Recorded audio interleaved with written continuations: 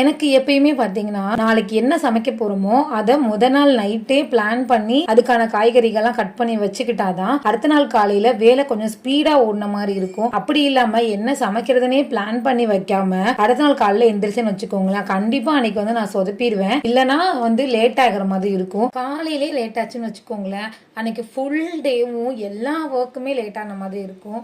அதனாலேயே நான் ஃபர்ஸ்ட் நாளே பிளான் பண்ணி வச்சிருவேன். வெள்ளிக்கிழமை சாயந்தரம் நான் சந்தைக்கு போறேன் அப்படின்னு தெரிஞ்சாலே பாப்பா எனக்கு வாழைக்காய் பஜ்ஜி வேணும்னு கன்ஃபார்மாக கேட்பாங்க. அதனால என்ன பண்ணுவேன்னா ஒரு 8, 8:30 அந்த மணி வாக்குலேயே அவங்க 2 பேத்துக்கும் ஏதாவது நைட்டு டின்னர் செஞ்சு கொடுத்து சாப்பிட வச்சுட்டு அதுக்கப்புறமா அவங்களுக்கு இதெல்லாம் வாங்கிட்டு கொடுப்பேன். இல்லைனா இந்த பஜ்ஜியை சாப்பிட்டுட்டு அவள் சாப்பாடு சாப்பிடாம போயிடுவா. அதனாலே மோஸ்ட்லி நான் அதை கொஞ்சம் அவாய்ட் பண்ணிடுவேன்.